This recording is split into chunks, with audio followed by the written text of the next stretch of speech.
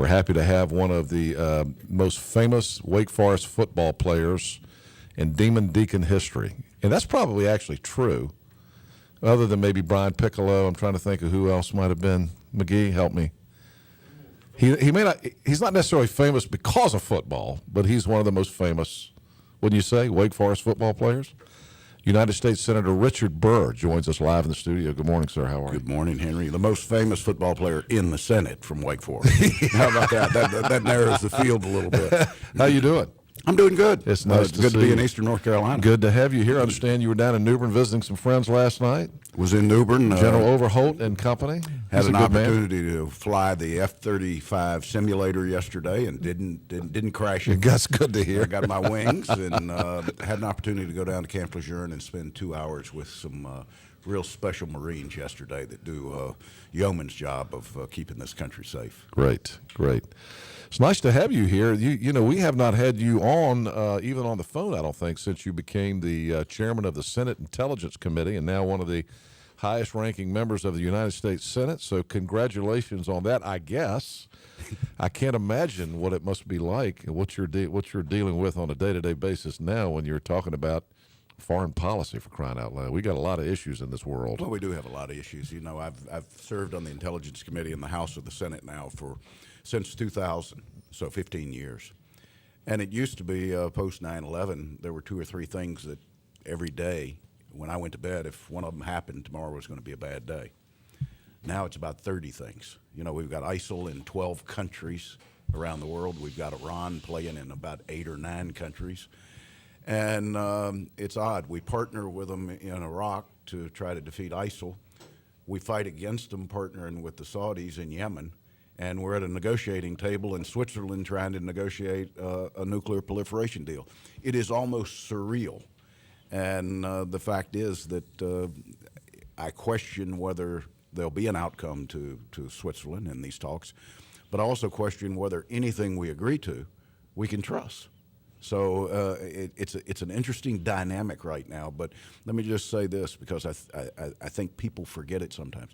The rest of the world is watching what the United States does. In the absence of us leading, we're going to see more and more countries make a decision like Saudi Arabia did, where they put together a coalition of 10 Gulf states. They started combat operations in Yemen, and they never called the United States to ask if they could.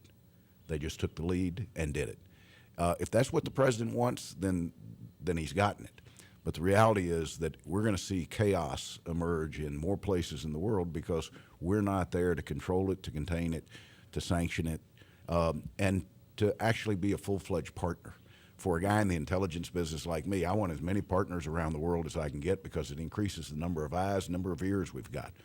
When you eliminate partners, when you say you go do it on your own, you don't have to be with us, then you've eliminated our ability, my ability, to get information in that keeps Americans safe. We would just ask you this question when you came in and sat down. I asked, are you involved with Secretary of State Kerry on these talks that are going on in Switzerland right now? I would think that being the chairman of the Senate Intelligence Committee, they would be keeping you apprised of what's going on. But I was a little surprised at your answer on that. So the administration's off doing this, but not including you as the ranking member of the Senate on foreign affairs now with the Senate Intelligence Committee. You're not in contact with Senator Kerry on these talks with Iran about to build nuclear weapons? Not only chair of the Intelligence Committee, chair of Foreign Affairs, the Speaker of the House, the Majority Leader of the Senate, none of them have any idea of any of the specifics that are being negotiated in Switzerland. Do you find that unusual? Am I wrong about that, or does that worry you like it does me? I said to you when we sat down, the American people, I think, find it rather odd that the Senate's required to sign off on trade agreements that any administration signs onto, but not a nuclear proliferation deal. Yeah, this is almost crazy. surreal. Yeah, it really is. It really is. You know, you turn on the television and you see Americans being beheaded. The whole Islamic State thing seems to be rising to a new level. Is it just that we live in a communication era now where all of that is right on our television and computer screens, or Is the Islamic State and terrorism coming back to all new levels at this point? Well, let's just say that ISIL is the most brutal, horrific terrorist group the world's ever seen, and it's displayed in their acts. But let me remind you and your listeners, Henry, a year and a half ago, ISIL didn't exist. They're in existence today and probably 30 to 40,000 strong for two reasons. One, money, because they were able to rob some banks in the Middle East when they started taking geography. And two, social media. This is an organization that has grown totally through social media.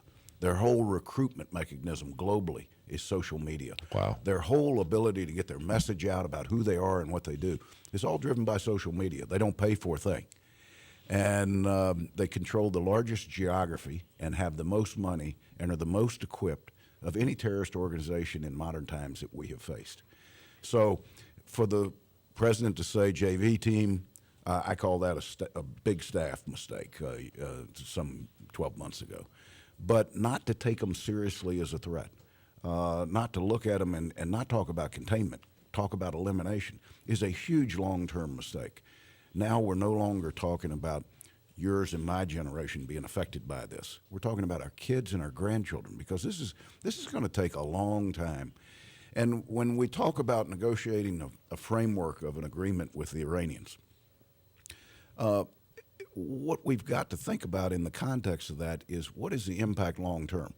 If the impact of a bad deal is that Saudi Arabia, the United Arab Emirates, Qatar, Turkey all say, well, for us to be comfortable and safe, we've got to have a nuclear weapon, then we've gone from trying to keep nuclear proliferation from happening to fueling nuclear proliferation like no administration and no generation ever has. And we could wake up with 5 or 6 countries in that region with nuclear capabilities in one of the most economically strategic regions in the world. Now, the United States economy is not going to be affected in a huge way because we've become so domestic production, our domestic production has gotten so good on petroleum. But how about Japan? How about the rest of the world that's 100% reliant on that footprint in the Middle East for their energy needs? They are impacted in a great way. The global economy is. Senator Richard Burr, live in the studio with us this morning. It's great to have him here this morning. You know, when you now that you're the chairman of the Senate Intelligence Committee, I think about what your day must be like on a day-to-day basis. And you know, you talk about allies and enemies, and it's just hard to know probably where the next problem is going to arise when you're talking about the Middle East. But you also have to look at Russia now.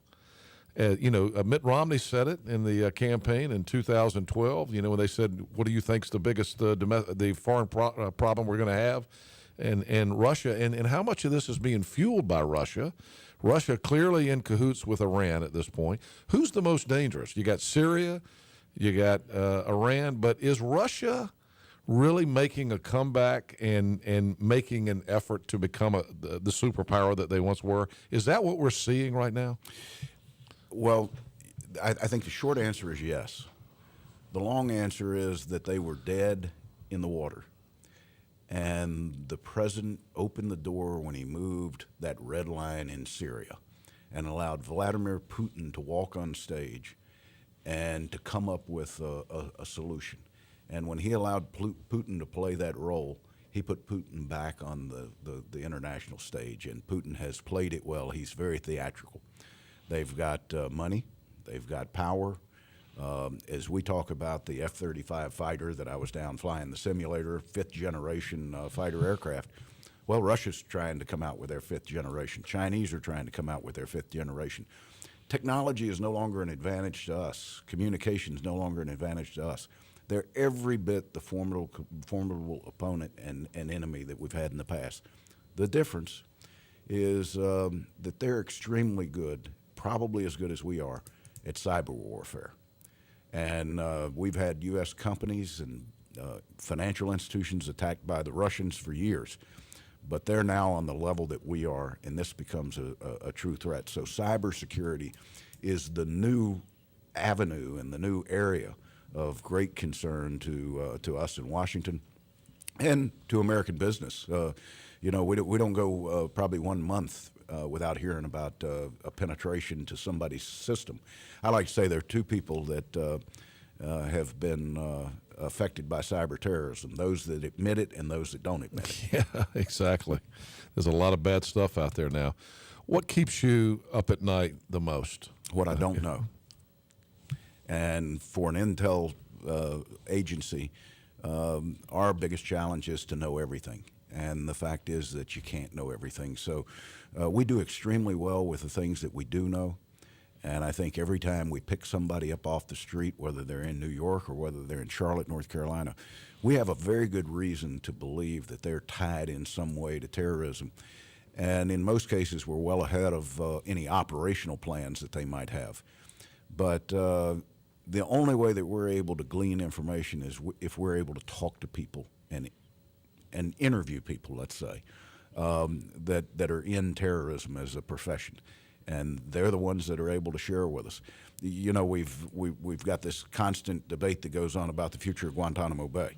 Mm-hmm. Well, there are 2 inmates at Guantanamo Bay that in the past 60 days have said, "Hey, I'd like to talk. I've got some pertinent stuff."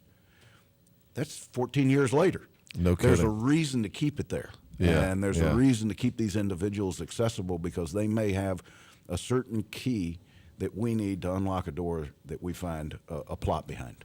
Good stuff. There's an article in National Journal yesterday. Did you see this? No. Article in National Journal yesterday about you, and it said that the sense was that you now believe that foreign policy is going to be a bigger issue in the 2016 campaign than the economy. And it's been a long time in this country and in this state since anything's been a bigger issue than the economy. Sure. But with all the things we're just talking about, I don't know if you told the National Journal that or whether they picked up some of your comments or whatever, but do you believe that? Do you think that the voters are going to have this on their minds when they go to the polls next year? Henry, I do, and I think that national security was the turning point in the 2014 election. I think that's why many of the pollsters looked at these Senate races around the country and they missed the projection by such a wide margin. In the last 3 weeks, the country began to look at national security in a pivotal way, especially with women. And that swung the direction of their vote and their support. And we ended up picking up 9 seats. We had 54 in the United States Senate. Nobody projected that. And the reality is that national security only becomes more and more a concern of the average person in America because of what they see and read, because of what they hear every day. And as the president goes through these negotiations in Switzerland, I think it becomes even more and more relevant that national security is the focus of their concerns. And I think it's safe to say that our traditional partners seem to be the ones that are questioning our commitment to security more than our enemy is, which is, it's a concern of mine. Yeah. Your name gets thrown around to maybe be on the GOP ticket every time it comes around. You were rumored to possibly be under consideration by John McCain. You were rumored to be under consideration by Mitt Romney in 2012. What's your interest level in taking another step?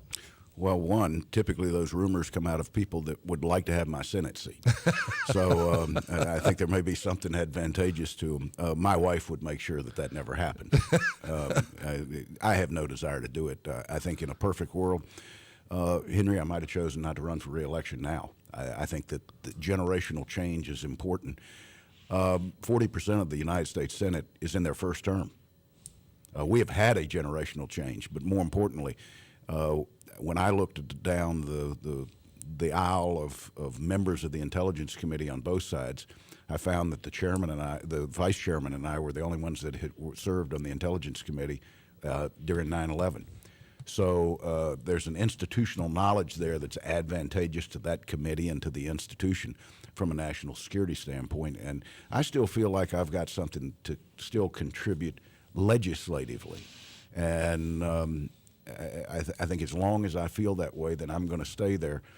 But I don't look at retiring as a career out of the United States Senate. I look at doing it out of the private sector, so I can't wait to get back in it at some point.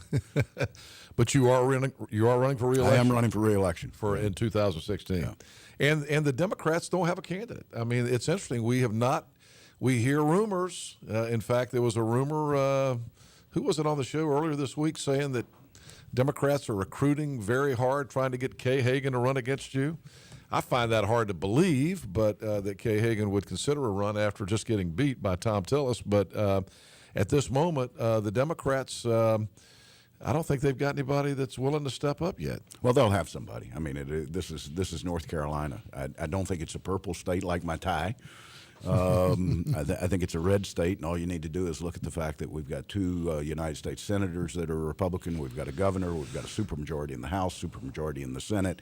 And how the talking heads in Washington perceive that to be a purple state, I don't know. But, I've got the challenge to go out over the next year and a half and explain to voters in North Carolina what it is I want to accomplish, what I have accomplished and what I'd still like to do. If I do that successfully, it really doesn't matter who I run against. I think my chances are good, but you don't take anything for granted. And today, social media brings a whole new dynamic to elections. You said, did I read the article in National Journal? My wife tells me not to read anything, especially my Facebook page. That might make me go out and be suicidal. Senator Richard Burr, you do have Tom Tillis there now, two Republicans from North Carolina in the United States Senate. And you both, I know, met with some folks from North Carolina recently. I know the NAACP and others have criticized you, Tom Tillis, for not being willing to step up and support President Obama's choice for Attorney General to follow Eric Holder, Loretta Lynch. You had meetings with them. They came to you. There's been a lot of, speaking of social media, a lot of information about that. Where are you on that? Well, I stated exactly like I did to them, and even though I stated publicly over and over and over again, for some reason the Raleigh News and Observer still can't get it right. I read it once again, I think this morning in yesterday's news. I sat down with Loretta Lynch over 3 months ago, and I only had one question of her: how would your agenda at the Justice Department be different than that of Eric Holder's? And she looked at me very honestly, and she said, Senator, it wouldn't be any different. Well, I voted against Eric Holder. Now, if I voted against Eric Holder because I was scared of how expansive his agenda might be, then to hear that it would stay that expansive, then I couldn't support Loretta Lynch. I shared that with her father. I shared it with the NAACP. I've shared it with the Raleigh News and Observer, but they still blame it on voter ID in North Carolina. Right, yeah. So I don't think I can make it any clearer or plainer than that, and I think I gave her every opportunity to express how her tenure there may be different. But let me say this. She is the most qualified, most competent nominee that this White House has sent to me in 6 years. So there's no doubt she will. I think she'll be confirmed. I think she will do a wonderful job. As a matter of fact, when we have a terrorist that's picked up in New York and I'm notified of it, the first thing I ask is, are they going to be sent to the Eastern District? Because she is the prosecutor in the Eastern District, and she handles the toughest terrorism cases. But I've got to base things based upon an agency, the Department of Justice, and not on an individual. And if their agenda is outside of where I think historically it can be, should be, and will be, then I look at the leadership and say I can't support it. So you think she'll be confirmed, but you think you'll vote against her? I will vote against her, yeah. God bless you. What's on your mind? We got a couple minutes left. I know you got to get on with your agenda. Got some visits with folks around the area today. What's on your mind that I haven't thrown at you that you'd want to talk about this morning? People love to hear you talk about what's going on with you in the Senate. Well, listen, we always have an opportunity to talk about where we've been and where we are. I don't think we talk enough about where it is we're going. And, I have an opportunity now in the role I'm in to I have to go around the world, and I have to see people that aren't in the spotlight or the limelight. I go to places that, there's no sand and water. There's sand, but typically there are people with guns right outside the fence. And I get an opportunity to see our kids and our grandchildren, the kids that have volunteered to go into the military, the kids that are scattered all around North Carolina, put on a uniform every day or asked to go somewhere, never ask why, given a job, they do it, they come home, they never talk about it. So when I look at the future, the only thing that separates us from an unlimited opportunity in the future is policymakers putting together the right policies. Do we put in place a framework that allows these great kids to succeed at anything in life? And, you know, as I look back over our history, in Vietnam, we had to turn to a draft because we couldn't get people to sign, and a lot of consternation and concerns about that war. Well, no different than looking back now at Iraq, some of the things that are being said. Who's not complaining? The kids that were there. The kids that got to see Iraqis up close and personal. The kids that got to see the changes in their lives. Then we walk away, and now we're sending them back. I understand how big and how great an opportunity the future is in this country. And more importantly today than before, I understand how great this next generation is. You know, as a parent, and I should say this to every parent, if you've sat at home and wondered, did I accomplish the right thing? Did I raise my children the right way? Are they going to emulate what my parents taught me? I can say, I've seen them on the firing line. I've seen them all around the world. This is a great generation that we have raised. We have every reason to be proud, but we have every reason to work harder to make sure that the infrastructure is in place to allow them to succeed in everything in life. That's a great way to end it. It's great to see you. Henry, great to see you. Thank you for being here this morning and spending some time with us, and thank you for being in East North Carolina. Nice to see you. Senator Richard Burr, our friend here, and I'm sure we'll be, the campaign's going to heat up here shortly, so we'll probably be seeing you some more. You know you're welcome here anytime. Appreciate it. Thank you. Good to see you. Senator Richard Burr right here live this morning in the studio.